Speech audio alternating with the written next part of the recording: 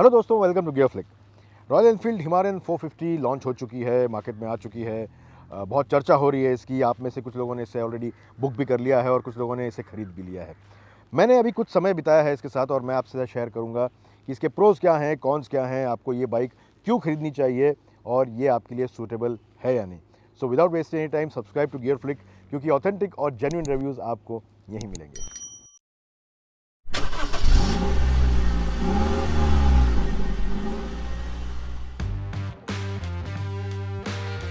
तो चलिए पहले बात करते हैं इसके प्रोज़ की, यानी इसके पॉजिटिव्स की। तो पहला प्रो मुझे ये लगता है कि हिमालयन 450 जो है ये एक गुड लुकिंग मोटरसाइकिल है। आप इसके डिज़ाइन को अगर देखें तो बहुत ही तरीके से बनाई हुई डिज़ाइन है ये। स्पेशली अगर आप फ्रंट में भी देखें, इसकी बीक की डिज़ाइन को देखें तो ये बिल्कुल कोई इंटरनेशनल टाइप की बाइक लगती है, कोई ग्लोबल मॉडल लगती है। And it is designed very well, proportionate भी लगती है। टैंक को भी अगर देखें तो टैंक ऑफ कोर्स इसका बड़े साइज़ का है, 17 लीटर का इसका टैंक है, 17 लीटर्स का। और जो टैंक का शेप है इसकी वजह से जो एंटायर अपील है इस बाइक की वो काफ़ी अच्छी हो गई है और बड़े साइज़ की बाइक लगती है। It's like a full sized adventure tourer. तो इस टैंक की वजह से जो लुक है एंटायर वो भी अच्छा हो गया है। टैंक की डिज़ाइन भी काफ़ी अच्छी है। सीट को भी अगर हम देखें तो सीट इसकी बहुत वेल कॉन्टूर्ड है, 2 पीस की इसकी सीट है और देखने में भी काफ़ी अच्छी लगती है। वहीं हम इसके रियर पोर्शन को देखें तो जिस तरह से इसका रियर मडगार्ड बनाया हुआ है and the entire profile look of this motorcycle is very good. ये देखने में बहुत ही अच्छी है। कहीं से भी आप ये नहीं देख सकते कि डिज़ाइन में यहाँ कहीं कमी रह गई है। ये बहुत अच्छी चीज़ है। एक और इसमें यूनिक बात यह है कि जो इसकी टेल लैंप है ये इसके टर्न इंडिकेटर्स में ही बिल्ट इन है और ये टर्न इंडिकेटर और टेल लैंप दोनों का काम करती है। तो ये भी एक यूनिक चीज़ है इसकी। वहीं इसके वाइज़र को भी देखें तो बहुत ही प्रोपोर्शनेट डिज़ाइन है and goes and gels well with the bike. यहाँ पे कुछ एलिमेंट्स है इसके यूएसडी फोक पे, जहाँ पे हिमालयन की बैजिंग है और they also look pretty nice. Second positive, और ये बहुत ही इंपॉर्टेंट पॉइंट है, कि इसका जो ओवरऑल कंफर्ट है ये बहुत ही अच्छा है। बहुत कम मोटरसाइकिल्स में आपको इतना अच्छा ओवरऑल कंफर्ट मिलता है और कंफर्ट में कई चीज़ों का योगदान होता है या कई चीज़ें जो है कंफर्ट बढ़ाने में काम करती हैं। फॉर एग्जांपल सीट जो है ये स्पेशियस है, कंफर्टेबल है राइडर पिलियन दोनों के लिए। कुशनिंग थोड़ी सी स्टिफर साइड पे है। शुरू में आप चलाएं तो आपको लगेगा कि स्टिफ है, लेकिन ये एक टूरिंग बाइक है, लॉन्ग टूर्स के लिए बनी है और वहाँ पे आपको ये लॉन्ग टूर्स पे कंफर्ट काफ़ी अच्छा देगी।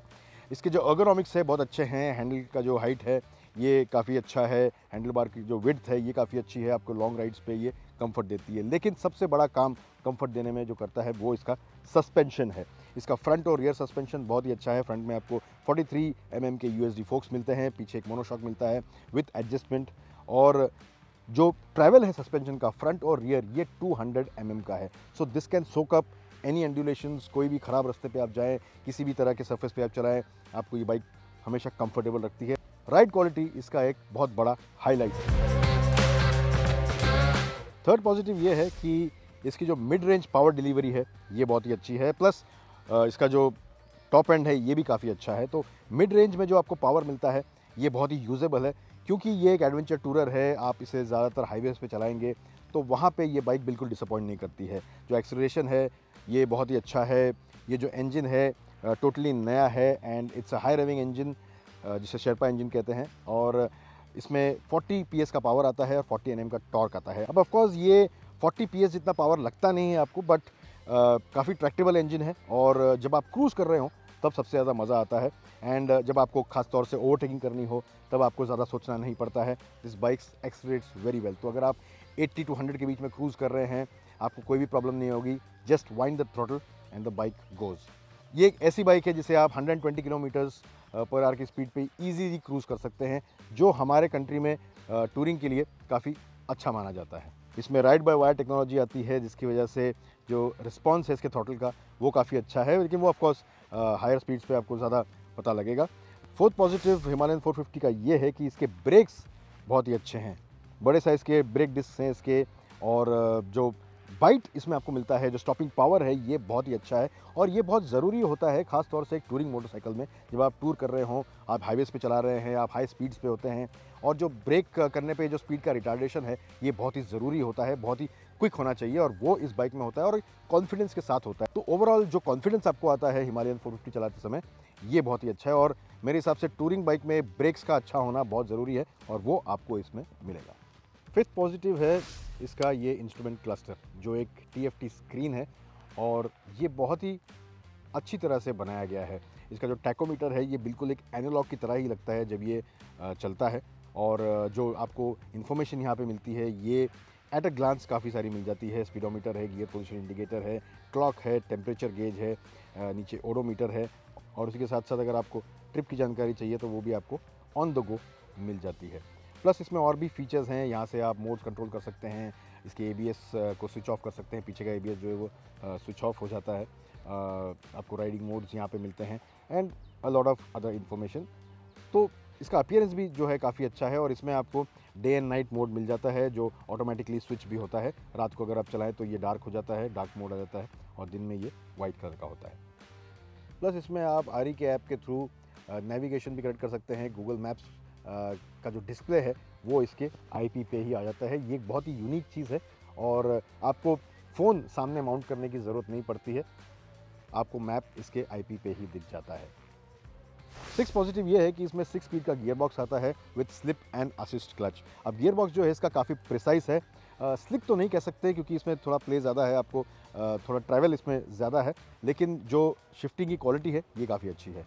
और उसी के साथ उसका जो क्लच है ये काफ़ी लाइट है, तो क्लच एक्शन में आपको ज़्यादा एफर्ट नहीं लगाना पड़ता है, ये एक इसकी अच्छी बात है, और ये भी कहीं ना कहीं ओवरऑल कंफर्ट में ऐड करता है।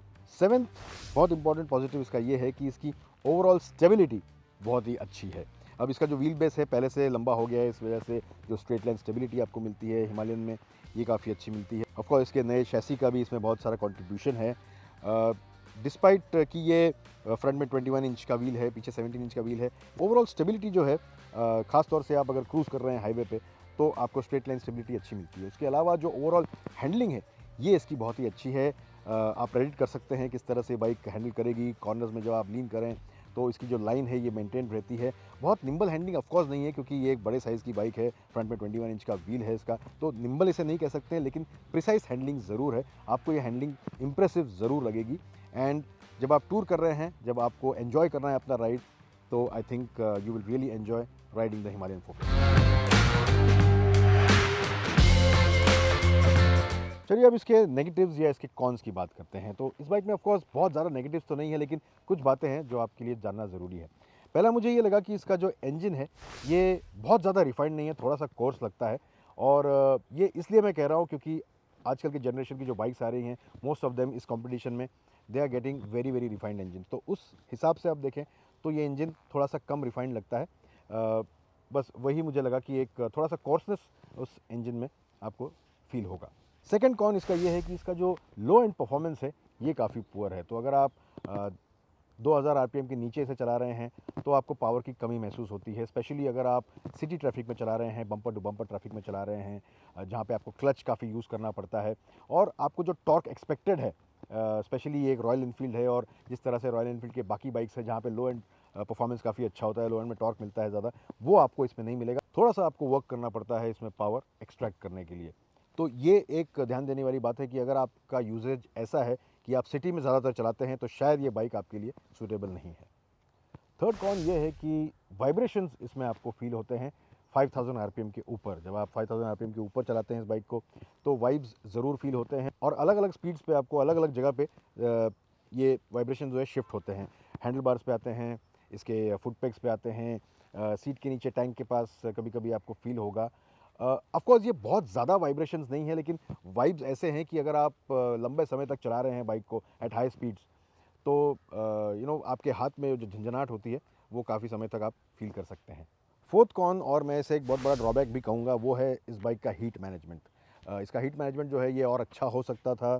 अब ये इंजन जो है बड़ा है, सिंगल सिलेंडर का 450cc इंजन है, तो जाहिर सी बात है कि इसमें हीट बिल्डअप काफ़ी होगा। तो हीट का जो डिसिपेशन है उसका मैनेजमेंट बहुत अच्छा नहीं है। एक सिंगल फ़ैन दिया हुआ है, और जब आप ख़ास तौर से सिटी में चलाएं इस बाइक को, wearing your regular denims and all, तो आप फील कर सकते हैं कि इंजन से बहुत सारी हीट आपके पैर पे आ रही है, और वो आपको अनकंफर्टेबल कर सकती है। ऑफकोर्स जब आप हाईवे पे चला रहे हैं, ओपन रोड्स पे चला रहे हैं, खास तौर से अगर ठंडे मौसम में चला रहे हैं तो इतना महसूस नहीं होता है, लेकिन गर्मी में आप चलाएं तो इसे आप ज़रूर महसूस कर सकते हैं। तो मेरे हिसाब से जो हीट मैनेजमेंट है ये और भी अच्छा हो सकता था। फिफ्थ ड्रॉबैक ये है कि ऑफ कोर्स एक अच्छी बात है कि इसमें साइड स्टैंड के साथ साथ मेन स्टैंड भी आता है, लेकिन इस बाइक को मेन स्टैंड पे माउंट करना काफ़ी डिफ़िकल्ट है और काफ़ी मेहनत मुशक्क़त का काम है। और इसमें मुझे लगता है कि इसकी जो बेसिक डिज़ाइन है वो अगर थोड़ी चेंज हो जाए तो इसे माउंट करना बहुत ही आसान है, क्योंकि जो लीवरेज आपको चाहिए इस बाइक को पुल करने के लिए, इतने हेवी बाइक को पुल करके ऊपर स्टैंड पे चढ़ाने के लिए, वो लीवरेज में थोड़ी सी प्रॉब्लम है। थोड़ी डिज़ाइन मॉडिफिकेशन के साथ ये प्रॉब्लम सॉल्व हो सकती है। सिक्स्थ कॉन मुझे ये लगता है कि इसका जो साइड स्टैंड है, ऑफ कोर्स ये डिज़ाइन में काफ़ी अच्छा है, फोर्ज्ड है, काफ़ी मजबूत है, लेकिन जो लीन एंगल है बाइक का ये थोड़ा ज़्यादा है, थोड़ा ज़्यादा लीन करती है। इतनी लीन करनी नहीं चाहिए इसको, क्योंकि इसके दो ड्रॉबैक्स मुझे लगते हैं। पहली बात तो अगर आपको एक जैसे आप रेगुलर एडवेंचर बाइक को माउंट करते हैं, आपको अगर माउंट करना है तो उसमें आपको थोड़ी सी दिक्कत आ सकती है, क्योंकि ये लीन ज़्यादा है। प्लस अगर इसे आप नॉर्मली माउंट करते हैं इस तरह से, तो क्योंकि बाइक ज़्यादा टिल्टेड है, आपको एफर्ट लगाना पड़ता है इसे सीधा करने के लिए। तो ये मेरे हिसाब से थोड़ा सा एक ड्रॉबैक मुझे लगता है। अगर लीन एंगल इसका समझ लीजिए इतना होता तो this would have been much more comfortable. Seventh negative मुझे ये लगता है कि इसकी जो हेडलाइट है, इसका इल्यूमिनेशन बहुत ही बेसिक है, बहुत ही सिटी ओरिएंटेड है। हाईवे के लिए ये अच्छा नहीं है, ख़ास तौर से अगर हम ये टूरिंग बाइक है और इसमें इल्यूमिनेशन ऑफ कोर्स अच्छा होना चाहिए, उस हिसाब से इसका इल्यूमिनेशन नहीं है। तो of course you will have to resort to after market fitments, और आपको एक्स्ट्रा लाइट्स लगानी पड़ेंगी, एक्स्ट्रा फॉग लाइट्स लगानी पड़ेंगी, क्योंकि अगर आप टूरिंग कर रहे हैं रात में ख़ास तौर से, तो इसकी जो इल्यूमिनेशन है ये सफिशिएंट नहीं है। तो ये थे pros and cons RE Himalayan 450 के। आप हमें कमेंट्स में बताइए कि क्या आपको ये बाइक अच्छी लगती है, क्या आप खरीदना चाहते हैं या नहीं।